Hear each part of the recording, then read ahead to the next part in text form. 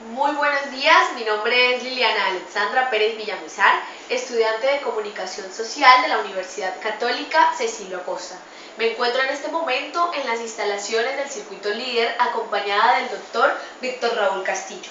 Él es psicólogo clínico graduado de la Universidad Rafael Urdaneta de Maracaibo.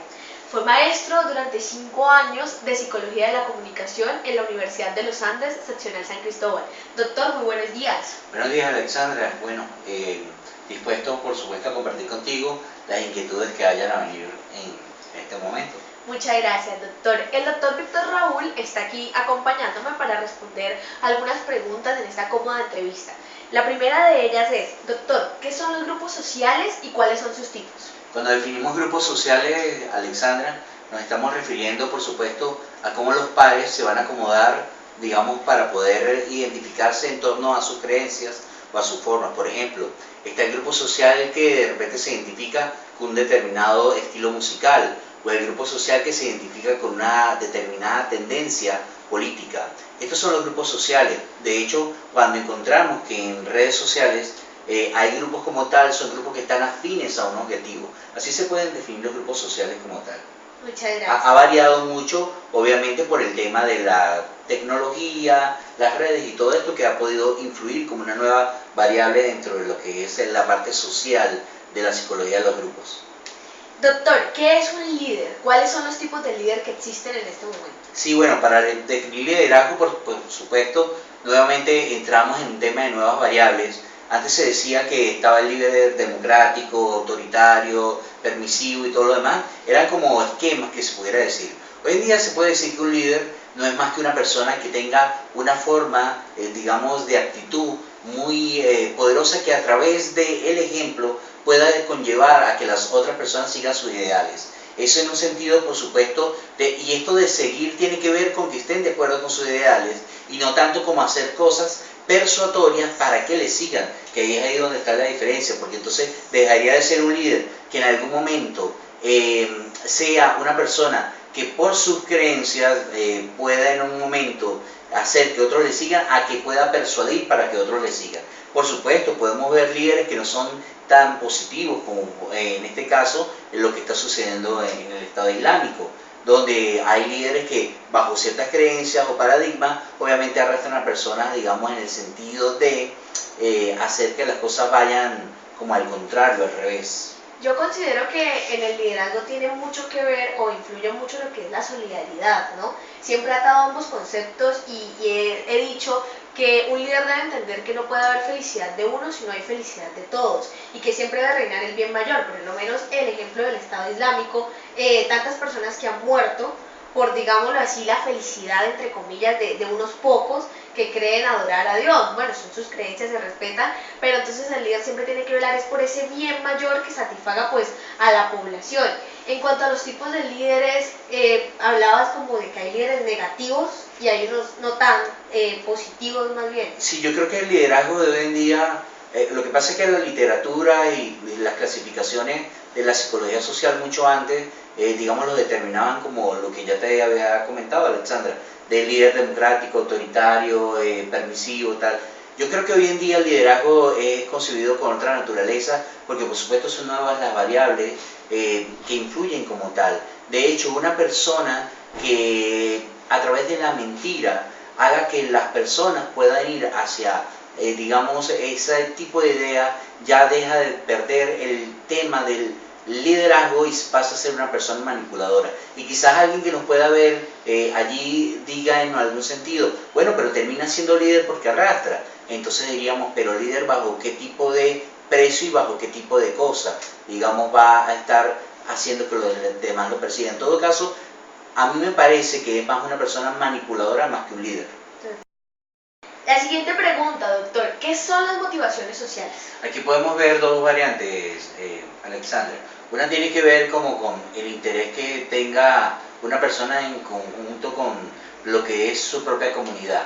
Esto puede en algún momento motivar socialmente a alguien a hacer alguna acción. Por ejemplo, el hecho de ser solidario. Veo que los compañeros del circuito líder en este sentido se unen a una campaña, por ejemplo, en contra de la violencia de género. Entonces, en este sentido, pues obviamente cualquier persona socialmente se puede llegar a motivar hacia este hecho. Pero también vemos la otra perspectiva, que nos planteaba un señor llamado Carl Gustav Jung, y él era un psicoanalista que decía que en este sentido existía lo que se llama el inconsciente colectivo, que es lo que la gente no sabe qué es, pero lo termina haciendo. Entre estos nombres de la refranería popular, que es a donde va Vicente, es la cosa, ¿no? ¿A dónde va Vicente? Va la gente. A donde va la gente. Entonces, así es el inconsciente colectivo. Va repitiendo cosas sin que podamos percatarnos conscientemente de por qué las estamos haciendo. En este sentido, una motivación social puede llegar a ser muy inconsciente. De allí al hecho de que cuando de repente hay una turba, hay un problema, hay una manifestación, la gente que está aglomerada dentro de la masa hace un efecto social muy importante, psicológico-social, que es la desindividualización, que no es otra cosa que yo dejo de ser lo que soy y me uno a lo que se une toda la motivación social, y si todo el mundo tira piedras, capaz que yo puedo llegar a tirar piedras, o al menos gritar tanto como puedan estar gritando los que están a mi lado. Ok, y también con todo esto de las nuevas tendencias tecnológicas, donde inclusive el solo hecho de un hashtag en Twitter puede causar el furor en el mundo entero. Así es, y también el proceso de la globalización hacen que estas tendencias vayan mucho más allá de donde va Vicente va la gente en mi mismo contexto, a incluso hacerlo en tendencias de China, de Rusia, porque las tengo a un clic de distancia, por así decirlo. Así es, tal cual. Sí. ¿Por qué son importantes estas motivaciones en cuanto al área de la comunicación social? Mira, en cuanto a la comunicación social, es importante estudiar las motivaciones sociales, ya que la comunicación pues estudia el hecho de el por qué se da este tipo de cosas, y obviamente a través de ahí poder informar a la gente cómo está, digamos, sucediendo afuera en el contexto ciertas actitudes y ciertas formas. Porque cuando nosotros vemos a los comunicadores hacer su trabajo, lo que encontramos son explicaciones de los hechos sociales y obviamente el porqué del comportamiento de algo, mucho más allá de reportar. A veces cuando se hacen trabajos especiales como este, lo que se busca es entender un poco la psicología de la comunicación en términos de qué pasa internamente en cada sujeto frente a un suceso como tal y, por supuesto, como no, frente a las motivaciones sociales. Muchas gracias, doctor. A la siguiente pregunta, ¿qué es la percepción social? Percepción, primero tendríamos que definir como todo aquello que percibo, y entendiendo una premisa muy clave, atención: yo no veo el mundo como es, sino como yo soy. No veo el mundo como es, sino al menos como lo que yo pienso que yo soy, con aquello que yo creo que tiene que ver conmigo. Así veo el mundo, no lo puedo ver un mundo como afuera, un mundo como representando que afuera hay una calle donde pasan carros. Miro esa calle donde pasan carros según como yo soy.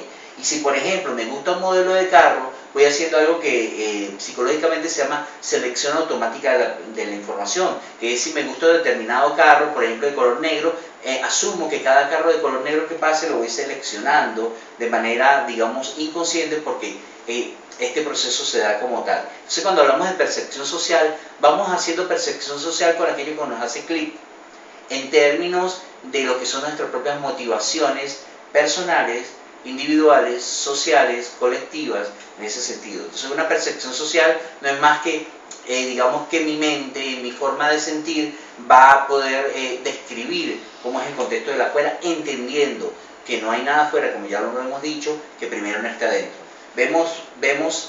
Los ojos ven hacia afuera, pero en realidad estamos adentro. Muy bien, doctor. Bueno, yo creo que esas mismas percepciones que tenemos, tanto de nosotros mismos como de la sociedad que está a nuestro alrededor, podrían definir también lo que llamaríamos la actitud de nosotros hacia los demás y hacia el mundo. Entonces, en este sentido, ¿qué es la actitud?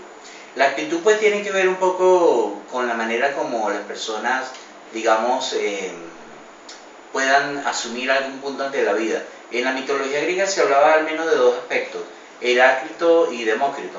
Ellos eran dos personas que nacieron bajo un mismo contexto social, es decir, tenían dinero, tenían formas acaudaladas de vivir, pero uno de ellos, digamos, era mucho más optimista que el otro.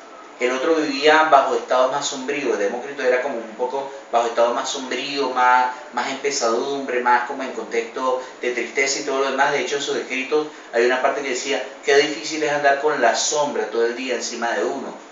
Este era Demócrito, mientras que Heráclito era un poco más optimista. Y entonces aquí, digamos que partimos hacia el hecho de que Una actitud puede llegar a ser flexible o rígida. Por ejemplo, una actitud es flexible, y si lo extrapolamos hacia el área de lo que es la mitología griega, Heráclito era un hombre flexible, mientras que Demócrito era un hombre como mucho más, difícil, más rígido, y obviamente la rigidez trae una serie de consecuencias somáticas importantes.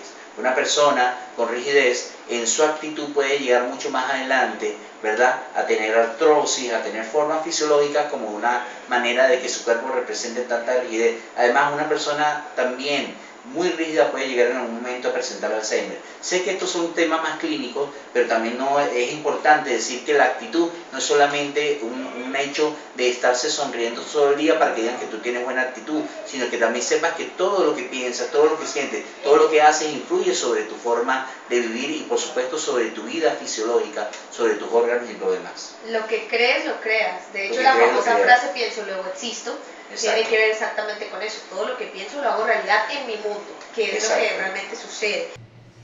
Doctor Víctor Raúl, ¿cómo influye la actitud en el comportamiento del comunicador social? Bueno, Alexander, primero pues hay que tomar en cuenta que aquí nuevamente aparecen dos elementos importantes que tienen que ver primero como con el hecho de que el comunicador social es el ser humano y como tal piensa, siente y tiene la autonomía como primer principio de salud mental, es decir, puede interpretar la realidad según como sean sus experiencias. Pero por el otro lado, según el medio o la manera en que la persona del profesional de comunicación social vea los acontecimientos, va a tener que llevarlos de manera objetiva.